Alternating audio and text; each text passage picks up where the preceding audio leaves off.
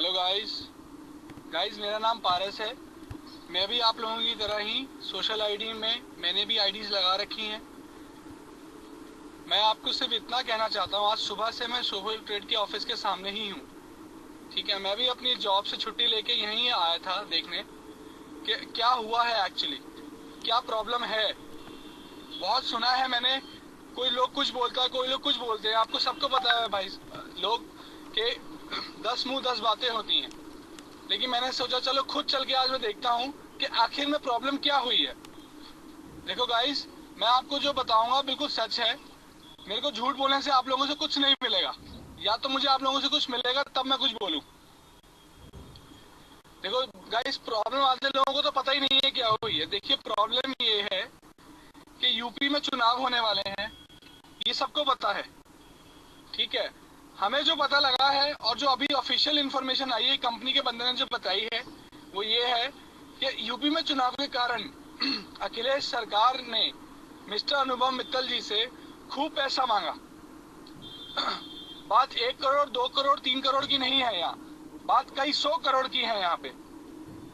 ठीक है, अनुभव मित्तल जी से पैसा मांगा। अनुभव मित्तल जी ने कहा देखिए सर, मेरा नंबर 1 का पैसा है, मैं नहीं दे पाऊंगा, ये जनता का पैसा है, मैं कैसे दे दूंगा। अगर मैं दे दूंगा तो मैं जनता को क्या दूंगा। इसी चीज से खुंदक खा के मिस्टर अनुभव मित्तल जी के ऊपर केस किया गया।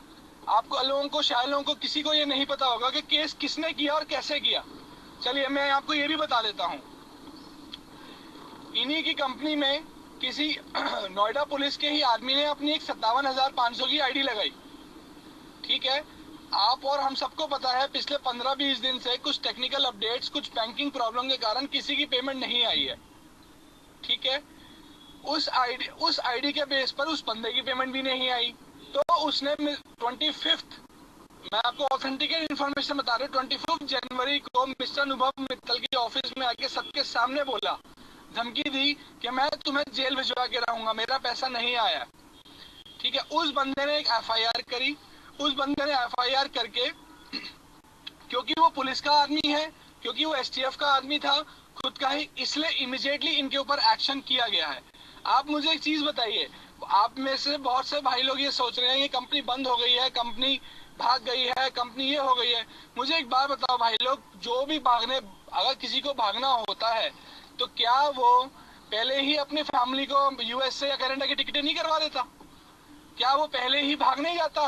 क्या साइट भागने के बाद भी चलती रहती साइट? और रही बात साइट की, साइट इसलिए बंद हुई है दोस्तों, आज ही मेरे सामने ही इनकम टैक्स डिपार्टमेंट की पूरी टीम आई थी।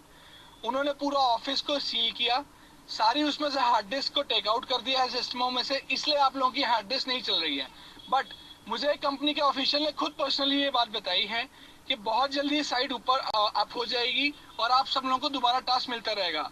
रही बात अनुभव मित्तल जी के केस के बारे में, देखिए उनको कस्टडी में लिया गया है। आप सबको पता है कस्टडी 14 दिन की न्यायिक हिरासत होती है। आज हो गया है शुक्रवार, आज ही कस्टडी में दोबारा लिया गया है। सैटरडे संडे छुट्टी होती है, मंडे या ट्यूसडे को जो हमें खबर मिली है वो ये है कि किसी के पास भी कोई सबूत नहीं है मिस्टर अनुभव मित्तल के पास, क्योंकि सारा का सारा काम नंबर 1 में हुआ है। आप लोगों ने एनईएफटी करी है, आपको एनईएफटी के थ्रू ही पैसा मिला है, तो इसमें नंबर 2 वाली कोई बात नहीं है। तो मेरी आप सबसे गुजारिश है गाइस, नाराज होने से, किसी को गालियां देने से, किसी को कोसने से कुछ नहीं होगा, उससे आपका पैसा वापस नहीं मिल जाएगा। मेरी आपसे सबसे ये रिक्वेस्ट है कि आप इतना पॉजिटिव वीडियोस अपलोड कीजिए अपने फेसबुक पे, अपने यूट्यूब पे, ताकि लोगों को पता लगे। आज मैं आपको अपनी अपनी घटना बता रहा हूँ। मेरे सामने एक न्यूज चैनल वाला खुद आया, मुझे कहता ले 5,000 रुपए ले और गलत बोल। मैंने उसे गालियां दे के भगाया है। गालियां वहां दीजिए, मैं देख रहा हूँ यहाँ क्या क्या न्यूज चैनल वाले आके बोल रहे हैं। गाइस प्लीज बी पेशेंट, मैं भी आप लोगों की तरह ही हूँ एक डिस्ट्रीब्यूटर जिसने अपना पैसा लगा रखा है। मुझे भी जितना आपका, जैसा आपका पैसा है वैसे मेरा भी पैसा है। सबकी कोई ना कोई नीड होगी। यहाँ कितने बंदे विकलांग हैं, कितने बंदे ऐसे आए हुए हैं जो अपने सारा सारा काम धंधे छोड़ के आए हुए हैं। वो सब लोग हम आपके लिए ही लड़ रहे हैं यहाँ पे खड़े हुए। मेरी आपसे ये रिक्वेस्ट है गाइस, भगवान पे भरोसा रखें। ठीक है, सच्चाई की जीत होती है हमेशा। आप